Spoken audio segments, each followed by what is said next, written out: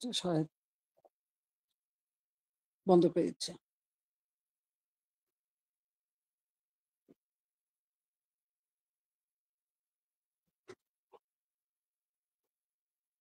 কি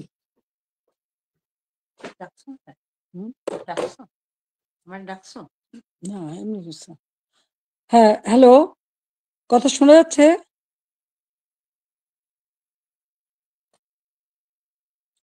বিসমিল্লাহির রহমানির রহিম। আমি আমাদের ছাত্র সমাজের প্রতি আমি আমার শুভেচ্ছা জানাই। আর বিশেষ করে ছাত্রলীগের সকল নেতাকর্মী যারা যেখানে আছে দেশে বিদেশে সকলকে আমি শুভেচ্ছা জানাচ্ছি। আসসালামু আলাইকুম এবং আদাব। সকলের জন্য আমার দোয়া আশীর্বাদ। বাংলাদেশ একটা ক্রান্তি লগ্নের মধ্য দিয়ে চলছে। বাংলাদেশকে নিয়ে যেন একটা ধ্বংসের খেলা শুরু হয়েছে।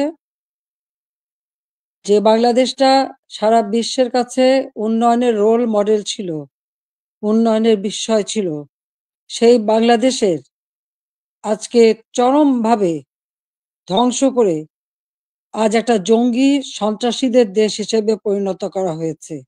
এটাই হলো সবথেকে দুর্ভাগ্যের বিষয়। আগস্ট মাস আমাদের শোকের মাস। সেই আগস্ট মাসেই আবার এদেশের মানুষের অধিকার কেড়ে নেওয়ার জন্য যে চক্রান্ত করা হয়েছে তার শিকার আজকে সমগ্র দেশ। এদেশের বাংলাদেশের কৃষক, শ্রমিক, ছাত্র, জনতা, সরকারি অসরকারি কর্মকর্তা কর্মচারী থেকে শুরু করে কেউ রেহাই পাচ্ছে না। পুলিশ বাহিনী কেউ রেহাই পাচ্ছে না। এদের ধ্বংসের খেলা আর রক্তের খেলা আজকে বাংলাদেশকে ক্ষত বিক্ষত করে দিচ্ছে।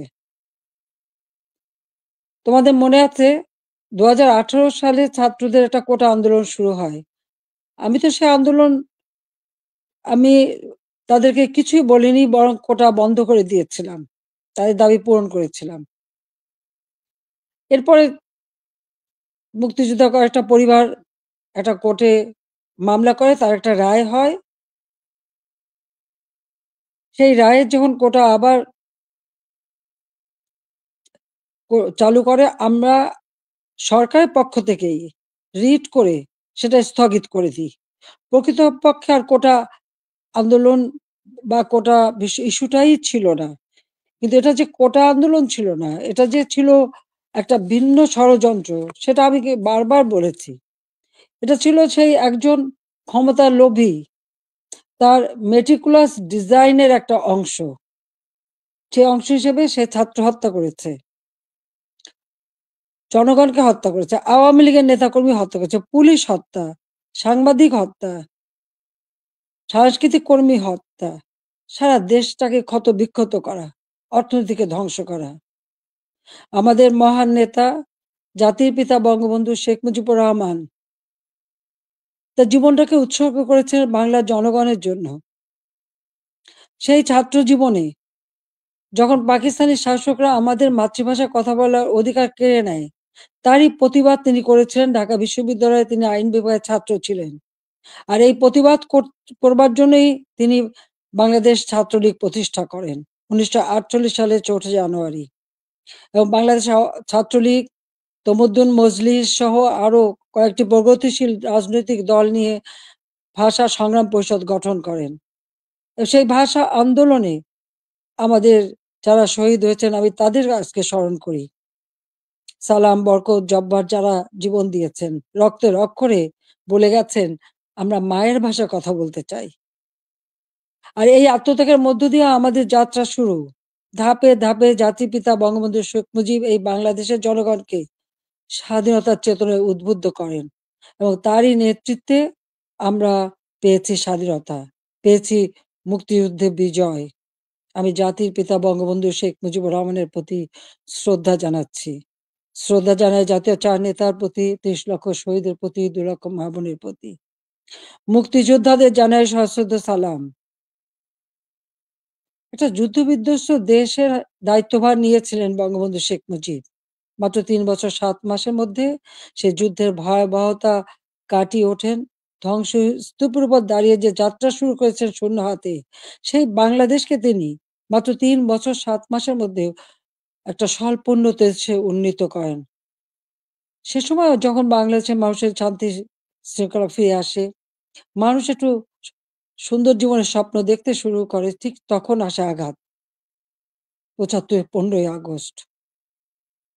ওই ধানমন্ডি ৩২ নম্বর বাড়ি, যেখান থেকে জাতির পিতা স্বাধীনতার ঘোষণা দিয়েছিলেন, পাকিস্তানি হানাদার বাহিনী তাকে গ্রেপ্তার করে নিয়ে গেছিল এই ঘটনার পর।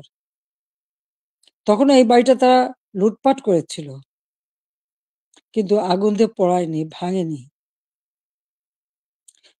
মুক্তিযুদ্ধে বিজয়ের পর জাতির পিতা ফিরে আসতে সক্ষম হন বাংলাদেশে। ১০ই জানুয়ারি ১৯৭২ সালে তিনি প্রত্যাবর্তন করেন। এই বাড়িতে বসেই তিনি কিন্তু বাংলাদেশের এই বিধ্বস্ত বাংলাদেশকে গড়ে তোলেন। রাষ্ট্রপতি হিসেবে তিনি কিন্তু রাষ্ট্রপতি ভবনে থাকেননি, বা প্রধানমন্ত্রী হিসেবে প্রধানমন্ত্রী ভবনে থাকেননি। এই ছোট বাড়িটা, যে বাড়িটা আমার মা অনেক কষ্ট করে প্রতিটি ইট নিজের হাতে গেড়ে তিনি এই বাড়িটা গড়ে তুলেছিলেন। ওই বাড়িতেই ১৫ই আগস্ট আমার বাবা জাতির পিতা বঙ্গবন্ধু শেখ মুজিবকে হত্যা করা হয়। আমার মা বেগম ফজিলাতুন্নেছা মুজিবকে হত্যা করে। আমার ৩ ভাই, সকলেই আমার ছোট। মুক্তিযোদ্ধা ক্যাপ্টেন শেখ কামাল, মুক্তিযোদ্ধা লেফটেন্যান্ট শেখ জামাল এবং ছোট রাসেল, যার বয়স ছিল মাত্র ১০ বছর। তাদেরকে কিন্তু কেউ নির্মমভাবে হত্যা করে। কামাল জামালের নবপরিণীতা বধূ সুলতানা এবং রোজি জামালকে হত্যা করে। আমার একমাত্র চাচা শেখ আবু নাসের, তিনিও মুক্তিযোদ্ধা, পঙ্গু ছিলেন। ঘাতকের নির্মম বুলেটের আঘাতে তিনিও জীবন হারান। রাষ্ট্রপতির মিলিটারি সেক্রেটারি ছুটে এসেছিলেন ব্রিগেডিয়ার জামিল উদ্দিন, তাকেও হত্যা করে। পুলিশ অফিসার সিদ্দিকুর রহমানকে হত্যা করে। একই সাথে যুবনেতা শেখ ফজলুল হক মনিকে হত্যা করে। তার অন্তঃসত্ত্বা স্ত্রী আরজুমনি, তাকেও হত্যা করে। আব্দুর রব সানিবাদ, যিনি স্বাধীনতার সংগঠক ছিলেন, তাকে হত্যা করে। তার ১০ বছরের ছেলে আরিফ, ১৩ বছরের মেয়ে বেবি, ৪ বছরের নাতি সুকান্ত সহ ওই পরিবারের সদস্যদের নির্মমভাবে হত্যা করে। ১৫ই আগস্টে যারা শাহাদাত বরণ করেছে, আমি তাদের আত্মার মাগফিরাত কামনা করি।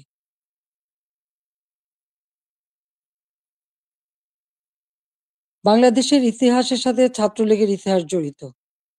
জাতির পিতা বঙ্গবন্ধু শেখ মুজিব বলেছিলেন, ছাত্রলীগের ইতিহাস বাংলাদেশের ইতিহাস। প্রতিটি সংগ্রাম, মুক্তিযুদ্ধে ছাত্রলীগের অবদান রয়েছে। ৭৫ পর গণতান্ত্রিক অধিকার প্রতিষ্ঠার জন্য যে সংগ্রাম করি, সেখানেও শহীদের তালিকায় ছাত্রলীগের সংখ্যাটাই বেশি। বারবার আঘাত এসেছে, একের পর এক কূ হয়েছে, হত্যা, কূ, ষড়যন্ত্রের রাজনীতি শুরু হয়েছে। সেখান থেকে বাঙালি জাতিকে উদ্ধার করে আমরা এদেশে গণতন্ত্র প্রতিষ্ঠা করি। ১৫ই আগস্ট আমার ছোট বোন রেহানা আর আমি বিদেশে ছিলাম বলে বেঁচে গিয়েছিলাম। ৬টি বছর প্রবাসে আমরা কাটাই। এরপর আমি সুযোগ পাই বাংলাদেশে ফিরে আসতে, বলতে গেলে অনেকটা জোর করে ফিরে আসি। যে দেশে আমার পিতামাতার ঘাতকের দল, যাদেরকে ইন্ডেমনিটি দেওয়া হয়েছিল, তাদের বিচার করা যাবে না। অর্থাৎ আমি একজন মানুষ হিসেবে আমার বাবা, মা, ভাইয়ের বিচার চাইতে পারবো না। সেই বিচারহীনতার সংস্কৃতি ছিল বাংলাদেশে। যে দেশে গণহত্যা চালিয়েছিল পাকিস্তান হানাদার বাহিনী, গ্রামের পর গ্রাম জ্বালিয়ে পুড়ে ছারখার করেছিল। মা বোনদেরকে ধরে নিয়ে ক্যাম্পে রেখে দিনের পর দিন পাশবিক অত্যাচার করত। সেই যুদ্ধাপরাধী যাদের বিচার জাতিপিতা শুরু করেছিলেন, তাদেরকেও কিন্তু ছেড়ে দেওয়া হয়, মুক্তি দেওয়া হয়েছিল তখন। সেই অবস্থায়ও কিন্তু আমি দেশে ফিরে এসেছিলাম একটা প্রত্যয় নিয়ে, যে আদর্শ নিয়ে, যে চেতনা দিয়ে বাংলাদেশ স্বাধীন হয়েছে। যে চেতনা নিয়ে বাংলাদেশ স্বাধীন হয়েছে, সেই মুক্তিযুদ্ধের চেতনাকে বাস্তবায়ন করা। যে আদর্শ বুকে ধারণ করে লাখো শহীদ রক্ত দিয়ে দেশ স্বাধীন করেছে, সেই শহীদের মর্যাদা রক্ষা করে বাংলাদেশের মানুষের অন্ন, বস্ত্র, বাসস্থান, চিকিৎসা, শিক্ষা, মৌলিক অধিকারগুলি নিশ্চিত করে বাংলাদেশকে একটা উন্নত, ক্ষুধা দারিদ্র্যমুক্ত বাংলাদেশ গড়ে তোলা, যা জাতির পিতা বঙ্গবন্ধু শেখ মুজিবের স্বপ্ন ছিল। এবং সেই কাজে আমরা কিন্তু সাফল্য অর্জন করেছিলাম। প্রথমবার সরকারে এসে আমরা অনেকগুলি উন্নয়নের কাজ করি, এরপর আসতে পারিনি। আবার বাংলাদেশে জঙ্গি, সন্ত্রাস, দুর্নীতির দেশ হয়েছিল, প্রায় ৮টি বছর সময় নষ্ট হয়। ২০০৮-এর নির্বাচনে আওয়ামী লীগ এককভাবে ৩০০ সিটের মধ্যে ২৩৩টা সিট পায়।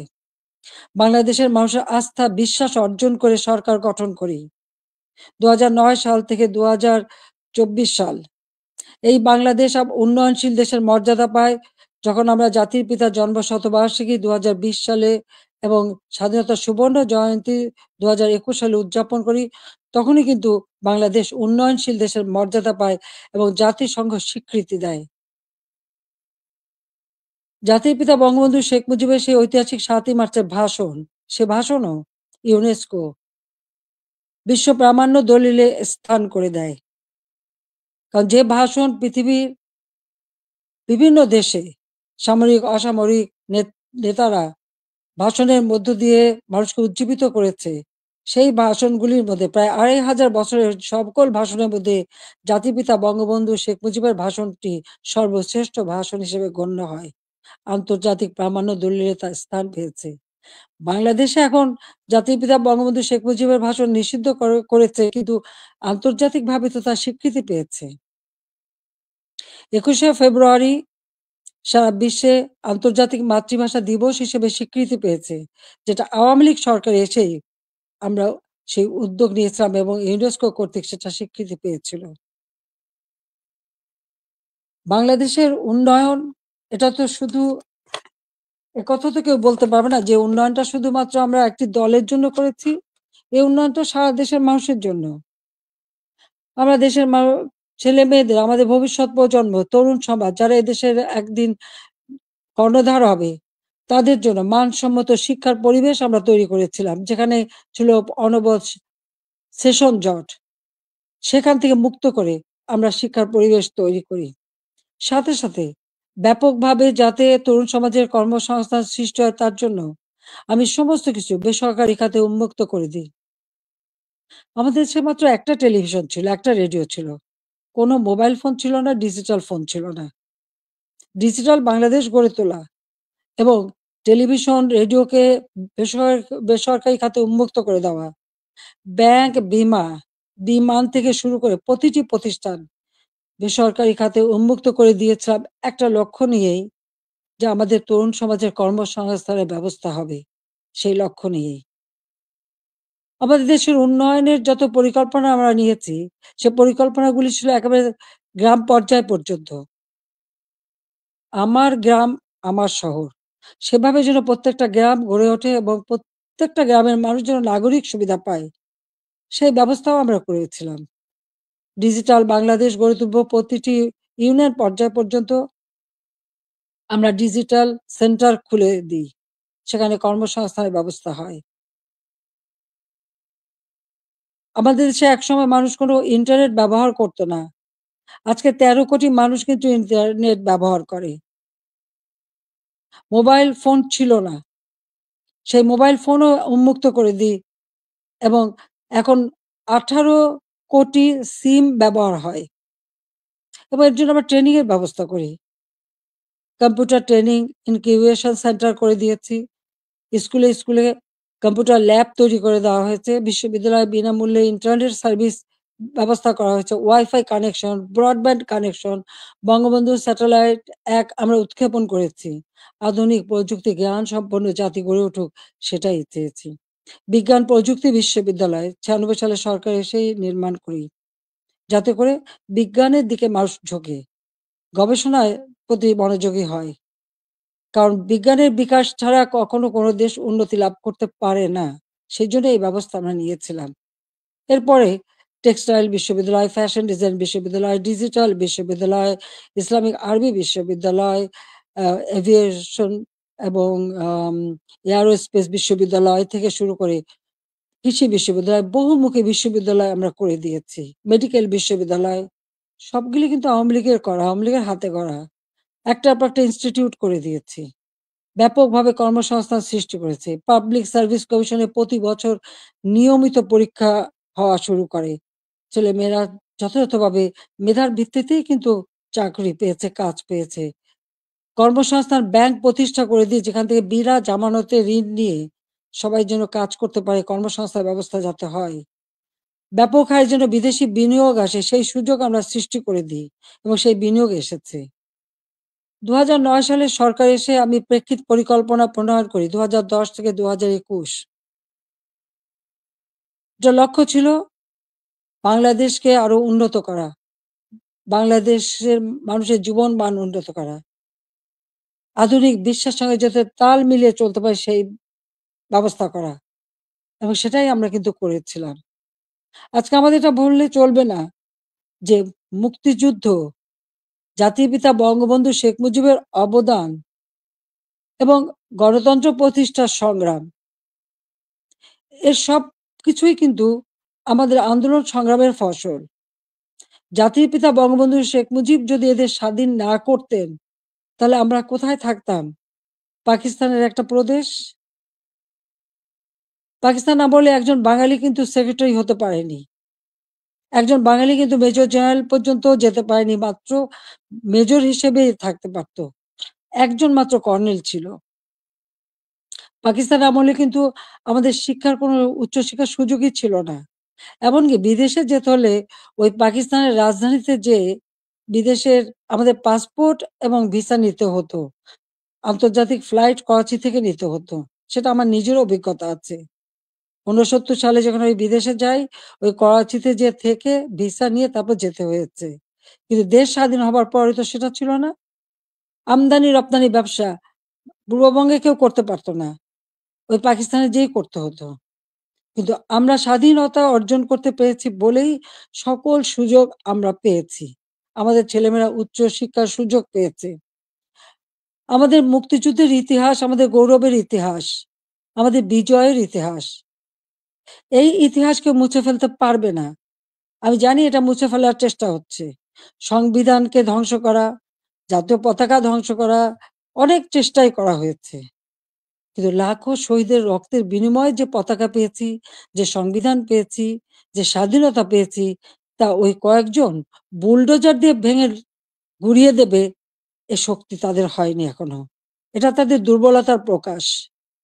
তারা একটা দালান ভাঙতে পারে, কিন্তু ইতিহাসকে তারা ধ্বংস করতে পারে না। ইতিহাস কিন্তু তার প্রতিশোধ নেয়, এটাও তাদের মনে রাখতে হবে। একবার মুছে ফেলা হয়েছিল ৭৫ এর পর। এরপরে আবার এখন শুরু। যারা এটা করছে তারা তাদের হীনমন্যতার পরিচয় দিচ্ছে।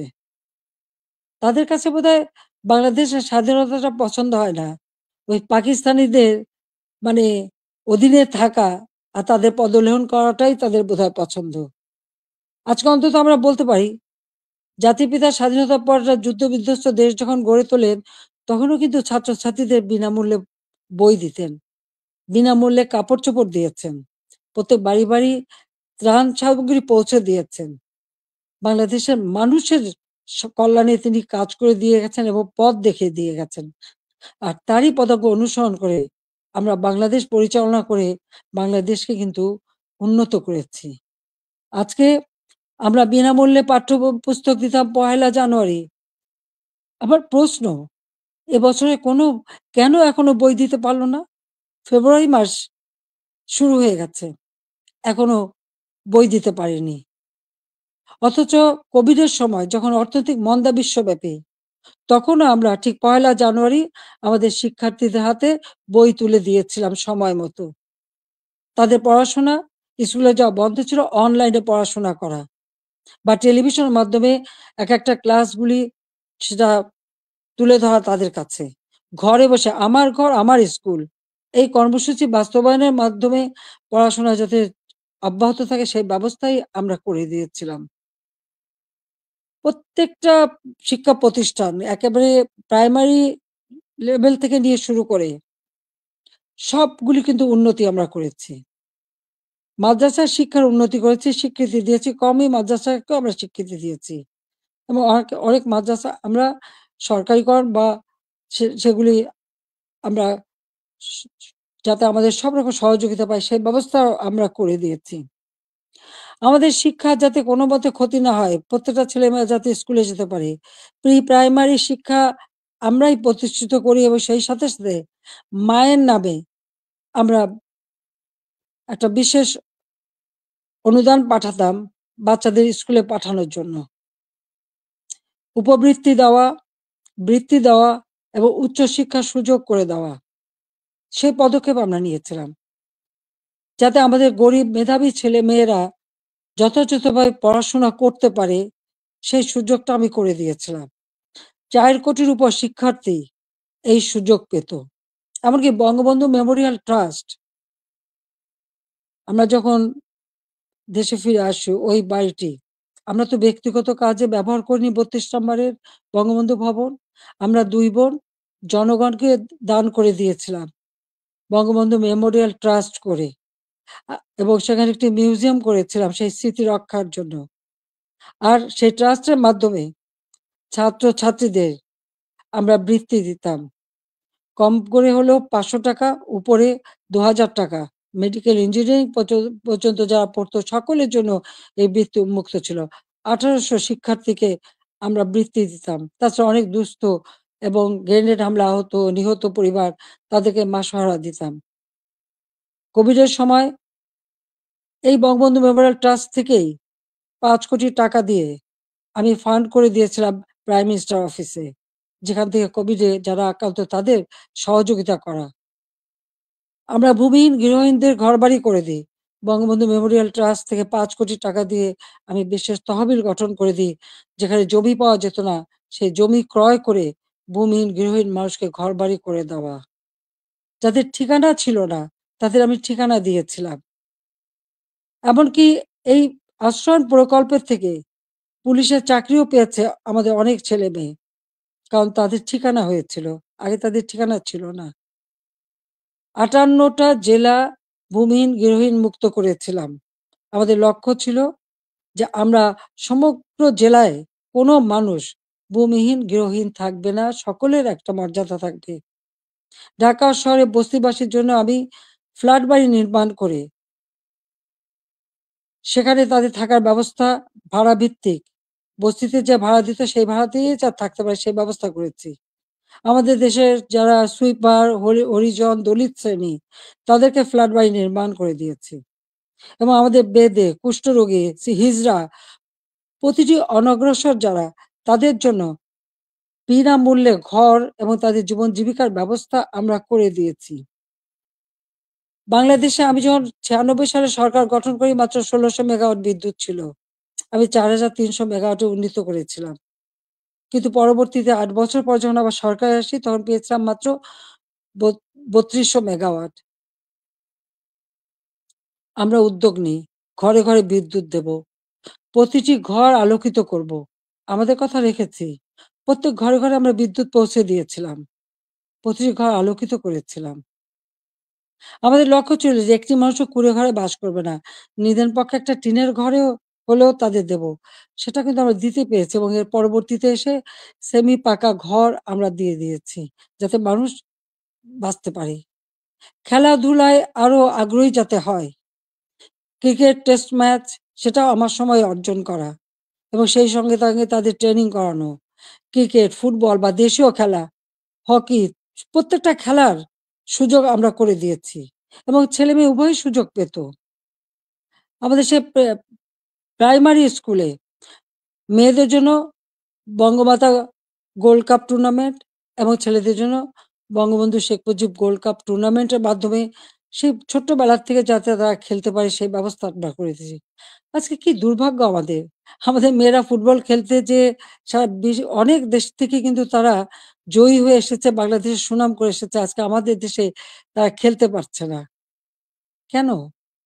মেয়েদের খেলার অধিকার নাই কেন? সেটা আমার প্রশ্ন। তাদেরকে কেন বাধা দেওয়া হলো? যারা এই বাধা দেন তারা কি ভুলে যান? আমাদের নবী করিম সাল্লাল্লাহু আলাইহি ওয়াসাল্লাম যখন ইসলাম ধর্ম প্রচার করেন, তখন কে ১ম ইসলাম ধর্ম গ্রহণ করেছিল?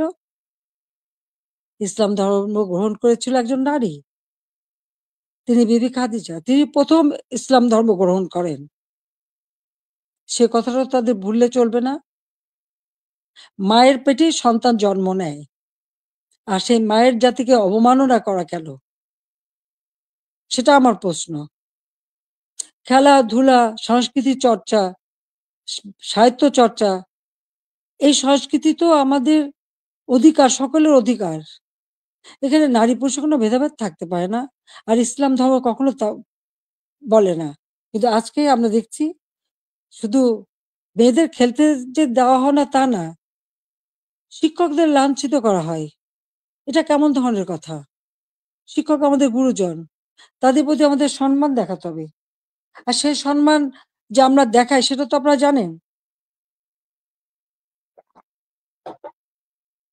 এমনকি আমি প্রধানমন্ত্রী হবার পরেও আমার ইউনিভার্সিটির শিক্ষক, তাদেরকে আমি সম্মান করতাম। আমার স্কুলের শিক্ষক যাদের সঙ্গে দেখা হওয়ার সাথে, সাথে আমি সম্মান করতাম। তাদের পা ধরে সালাম করতাম। কারণ শিক্ষক গুরুজন। কিন্তু আমি জানি না এই কোটা আন্দোলনের নামে এমন একটা পরিবেশ সৃষ্টি করে ফেলা হলো যে ছাত্র-ছাত্রীরা শিক্ষকদের অপমান করে। তাদের গলায় জুতার মালা পরায়। তাদেরকে গাছের সাথে বাঁধে। তাদেরকে দিয়ে জোর করে পদত্যাগ করায়। কেন এই ধরনের বেয়াদবি কেন শিখাবে বা এই শিশুদের কোমলমতি শিশুদের এবং ছাত্রছাত্রীরা কেন এই বেয়াদবি করবে? আজকে ছাত্রছাত্রীরা শিক্ষকদের বয়কট করে। এই ধরনের অদ্ভুত আচরণ আমি জানি না পৃথিবীর আর কোন দেশে আছে কিনা। তাহলে আমরা কি পরিচয় দেব?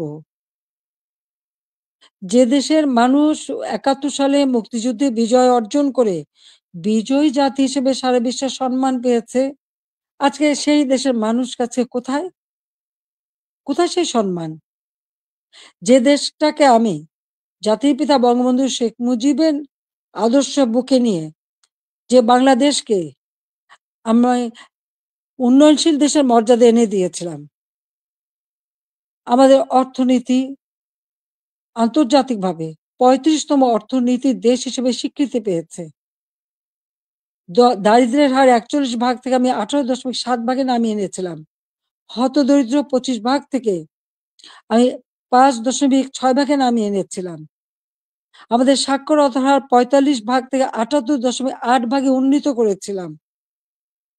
এবং আমাদের দেশের ছেলেমেয়েরা দেশে বিদেশের জন্য যে পড়াশোনা করতে পারে, প্রধানমন্ত্রীর দপ্তরে আমি আলাদা শিক্ষা সহায়তা ট্রাস্ট ফান্ড করে দরিদ্র মেধাবী ছাত্রদেরকে আমি বৃত্তি দিতাম, যাতে তারা আরো উচ্চ শিক্ষা নিতে পারে, পিএইচডি করতে পারে বা অন্য যে কোনো উন্নত মানের শিক্ষা দেশে বিদেশে করতে পারে, সেইভাবে তাদের বৃত্তি দেওয়া শুরু করেছিলাম।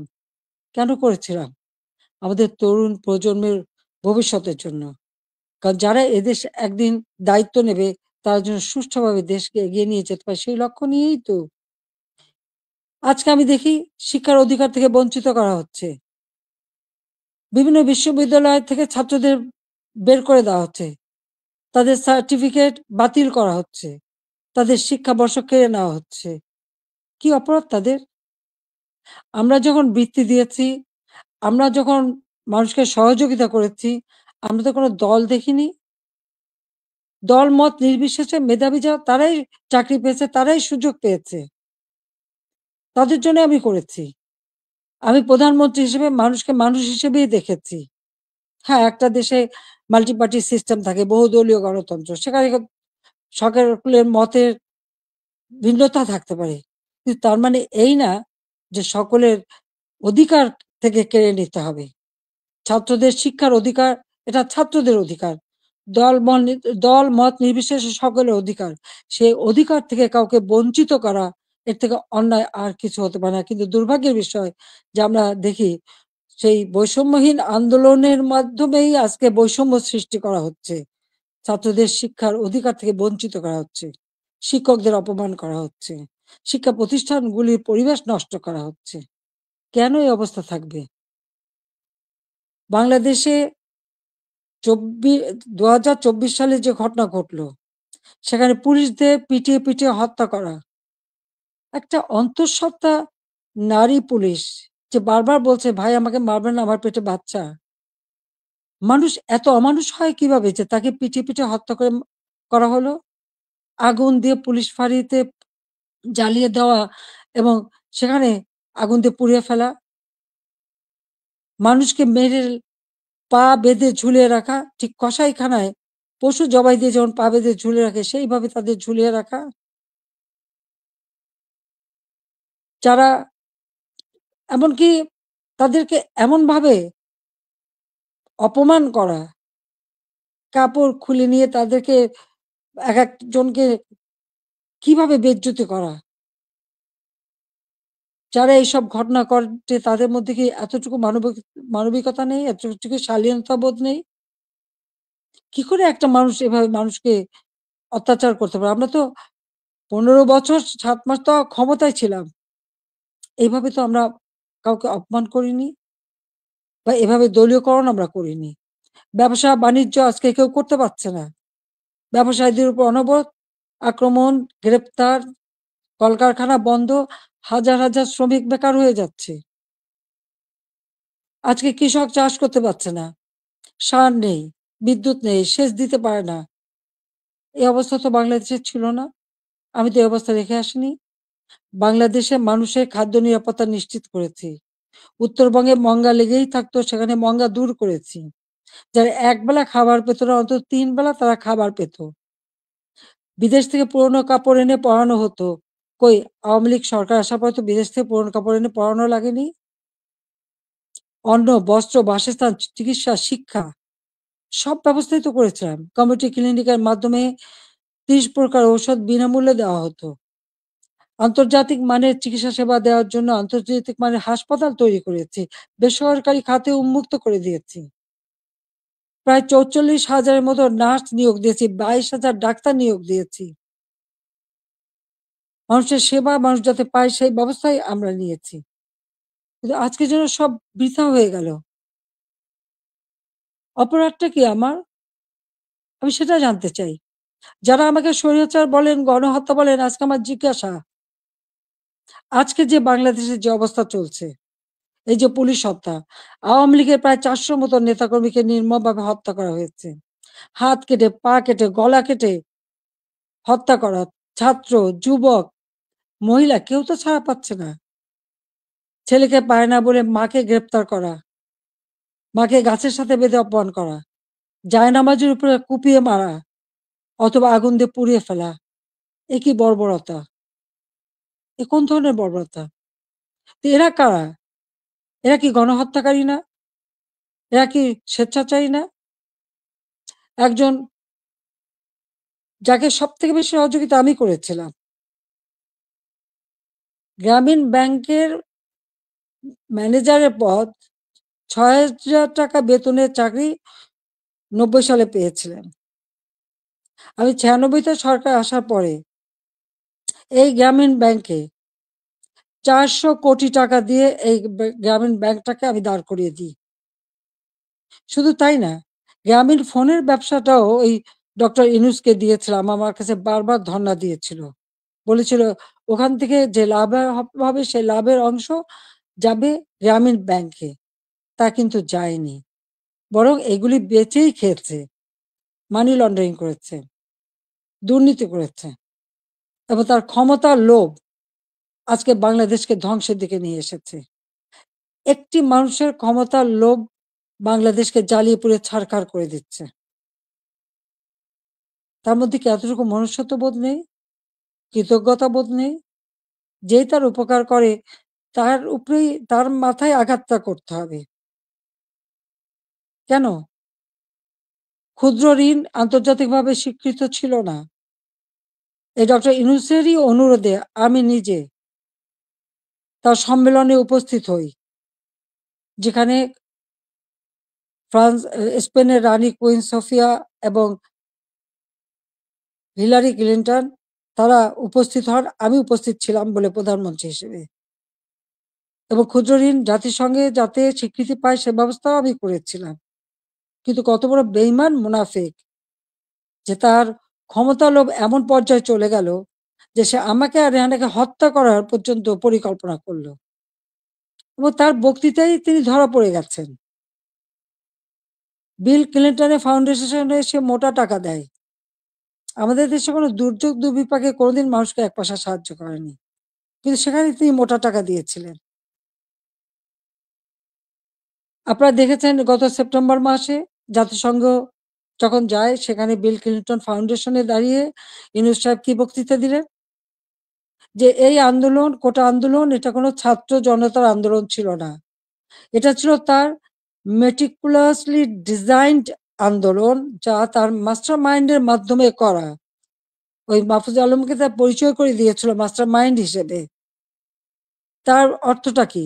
ছাত্রদেরকে বিভ্রান্ত করা হয়েছে। আমাদের ছাত্ররা কোমলমতি, তারা ঠিক কোনটা সঠিক সবসময় তো বুঝতে পারে না, তারা ঝুঁকে চলে এসেছে। আবার আরেকজন সমন্বয়ক বলল কি, গণভবন আক্রমণের আগে বেশি ছাত্র পায়নি, তাই ফলস আইডি কার্ড করে ভুয়া ছাত্র বানিয়ে নিয়ে এসেছিল। তার মানে এদের উদ্দেশ্যটা কি ছিল? আমি আজকে জাতির কাছে এটা জানতে চাই, এবং জাতির কাছে আমি বলবো, 15ই আগস্ট আমরা 2 বোন বেঁচে গিয়েছিলাম, এটাই কি আমাদের অপরাধ? বাবা, মা, ভাই সব হারিয়েছিলাম। সব হারিয়েও সেই শোক ব্যথা বুকে নিয়েও ফিরে এসেছি বাংলাদেশের মানুষের কাছে। কেন? আমি দেখেছি একটার পর একটা কূপ হচ্ছে, মুক্তিযোদ্ধাদের হত্যা করা হচ্ছে, গণতান্ত্রিক অধিকার নেই, পেটে ভাত নেই, প্রতিনিয়ত দুর্ভিক্ষ, চারিদিকে হাহাকার। যে বাংলাদেশ জাতির পিতা স্বাধীন করেছিলেন, দুঃখী মানুষের মুখে হাসি ফোটাবেন, মানুষের ক্ষুধার অন্ন যোগাবেন, সকল মৌলিক অধিকার নিশ্চিত করবেন, সেই বাংলাদেশে প্রতিনিয়ত এই ক্ষমতার লড়াই, একটা অশান্ত পরিবেশ। বাংলাদেশের মানুষের আর্থসামাজিক উন্নয়ন করবার জন্যই আমি এসেছিলাম, এবং আমি তা করেছি। কই, আমরা নিজের জন্য তো কিছু করিনি? আমাদের ছেলে মেয়ে, 5টা ছেলে মেয়ে, রানার আমার, তারা চাকরি করেছে, পড়েছে, লেখাপড়া শিখেছে। অক্সফোর্ড, হার্ভার্ড, এলএসসি অথবা লন্ডন স্কুল, বিভিন্ন জায়গা থেকে তারা ডিগ্রি পেয়েছে। তারা নিজেদের যোগ্যতায় ডিগ্রি নিয়েছে। তাদের জন্য তো আমি কিছু করিনি। তারা নিজেরা লেখাপড়া শিখে নিজের পায়ে দাঁড়িয়েছে। আমি তাদের একটা কথাই আমরা ২ বোন বলেছি আমাদের ছেলেমেয়েদেরকে যে, "তোমাদের জন্য কোনো সম্পদ রেখে যেতে পারবো না। তোমাদের শিক্ষাটাই হবে তোমাদের একমাত্র সম্পদ।" এবং তারা তাই করেছে। সেভাবেই তারা লেখাপড়া শিখে সেইভাবেই জীবনযাপন করে। আমি তো আমার নিজের জন্য কিছু করতে যাইনি। একমাত্র ৩২ নম্বর বাড়িটা, সেটাও তো আমি জনগণকে দান করে দিয়েছি আমরা ২ বোন। হ্যাঁ, জাতির পিতা পরিবারের নিরাপত্তা দেওয়ার জন্য একটা আইন করা হয়েছিল। সেই সূত্রে একটা বাড়ি রেহানাকে থাকতে দেওয়া হয়েছিল। আর আমার স্বামী, তিনিও চাকরিজীবী নিউক্লিয়ার সায়েন্টিস্ট ছিলেন। তার একটা বাড়ি ৫ নম্বরে, যেটা জয়পুতুলের। আজকে সেই বাড়িও পুড়িয়ে দেওয়া হয়েছে। রেহানার বাড়িও লুট করা হয়েছে। আর গণভবন তো সরকারি। সেটা ভাঙাচোরা, লুটপাট, ২ হাতে লুট করা হয়েছে। এমনকি ডক্টর ইউনূস নিজেই ওখানে চলে গেছেন। তার সমন্বয়কদের সাথে নিয়ে, উপদেষ্টাদের সাথে নিয়ে। তিনিও বোধহয় লুটপাট করতে গিয়েছিলেন। আর ৩২ নাম্বার, এটা তো আমরা কোনো ব্যক্তিগতভাবে ব্যবহার করিনি। মিউজিয়াম সারা বিশ্বের অনেক বড়, বড় নেতারা এসেছেন। রাষ্ট্রপ্রধান এসেছেন, সরকার প্রধান এসেছেন। ওই বাড়ি ভিজিট করেছেন। আজকে সেই বাড়িটা ভেঙে ফেলা হচ্ছে। কেন? বাড়িটার কি অপরাধ? ওই বাড়িটাকে কেন এত ভয়? আমি দেশের মানুষের কাছে আজকে বিচার চাই। আমি দেশের জনগণের কাছে বিচার চাই। বলুন আপনারা। আমি কি আপনাদের জন্য কিছুই করিনি? আমি কি আপনাদের অন্ন, বস্ত্র, বাসস্থান, চিকিৎসার ব্যবস্থা করে দেইনি? আপনাদের ঘরে আলো জ্বালিনি? আপনাদের ছেলেমেয়ের লেখাপড়া শিক্ষার ব্যবস্থা করিনি? রাস্তাঘাট, পুল, ব্রিজ করে আপনাদের যোগাযোগের ব্যবস্থা, কর্মসংস্থানের ব্যবস্থা করে দেয়নি? তাহলে কেন এই অপমান? কেন এই বাড়িটা ভাঙা হবে? এই বাড়ি থেকে তো স্বাধীনতার ঘোষণা দিয়েছিলেন জাতির পিতা। আর স্বাধীন দেশ হয়েছিল বলেই তো আজকে বাংলাদেশ এত উন্নত হয়েছে। তাহলে এই বাড়ি কারা ভাঙে? আমি আপনাদের কাছে, দেশের জনগণের কাছে এই বিচার চাই।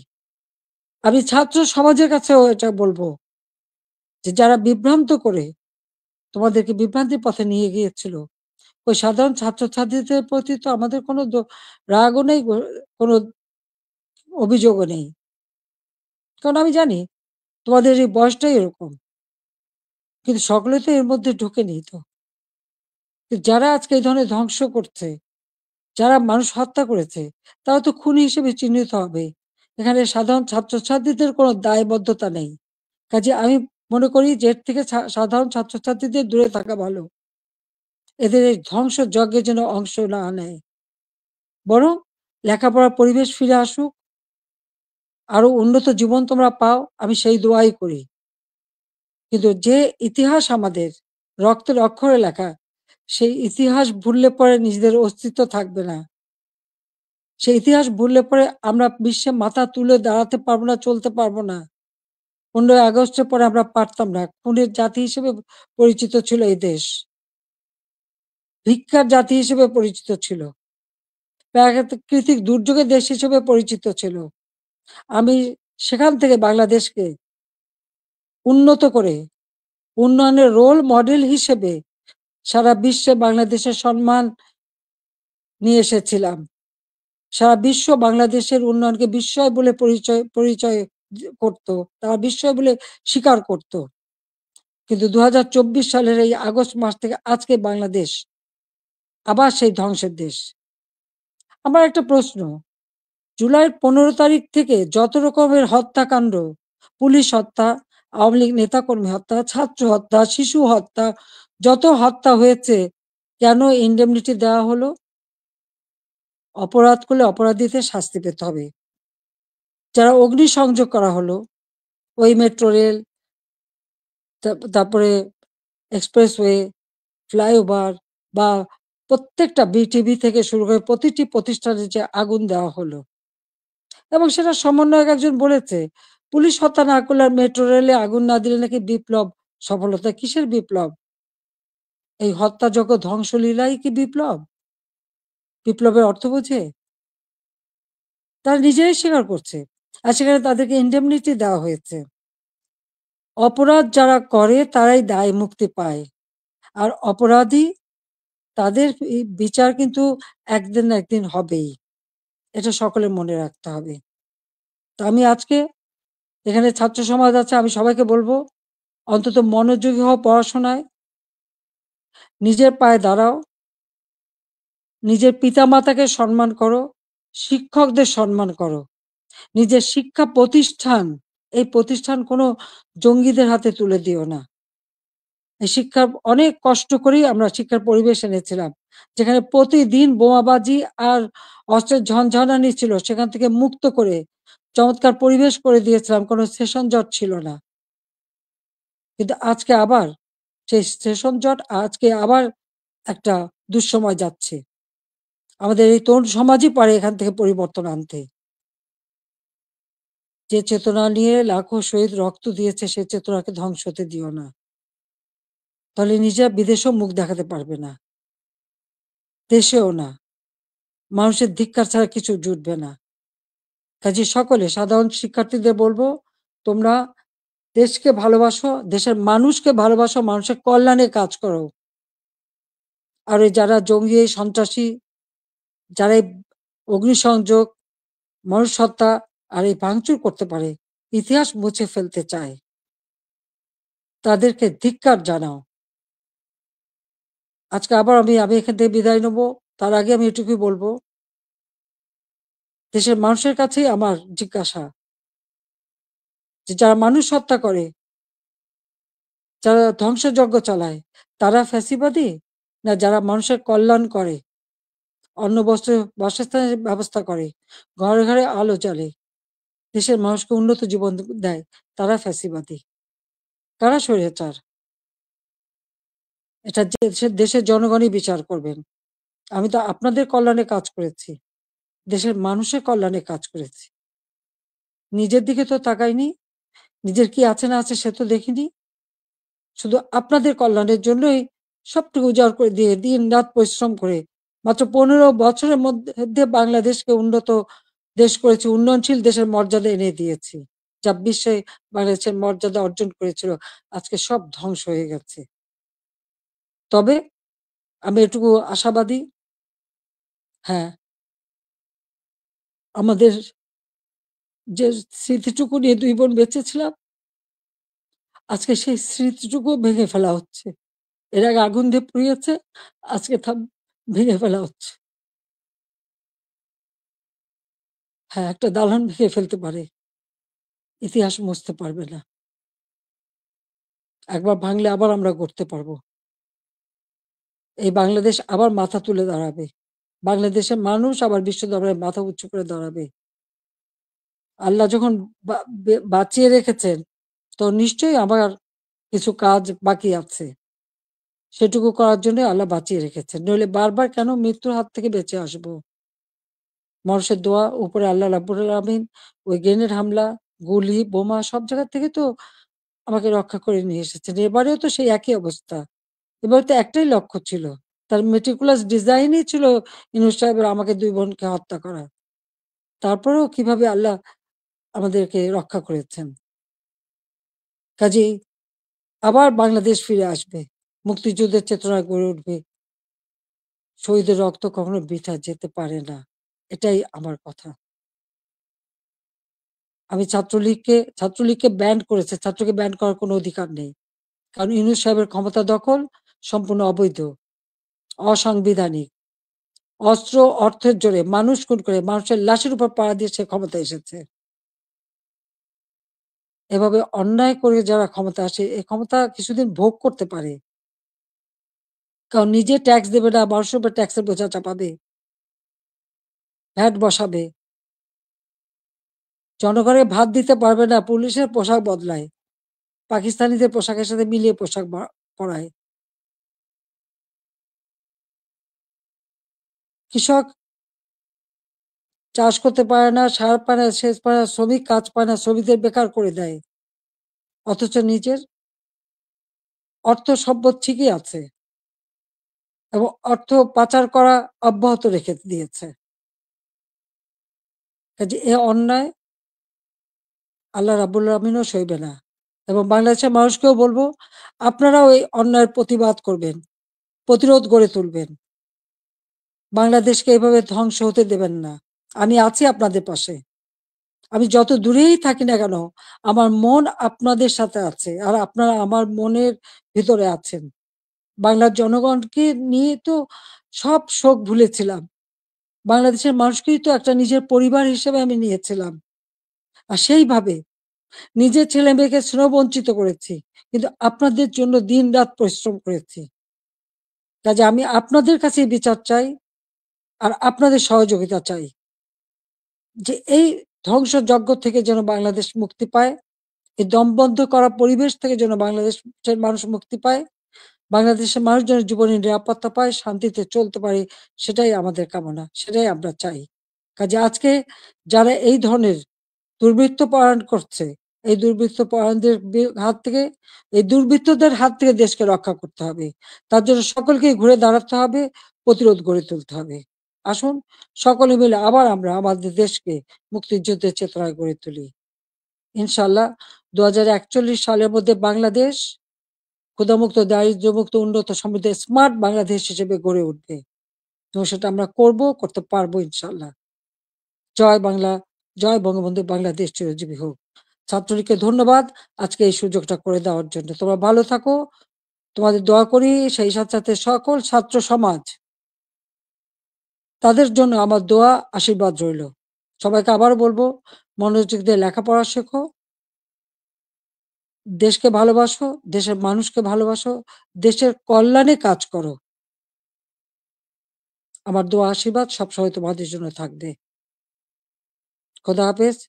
জয় বাংলা, জয় বঙ্গবন্ধু।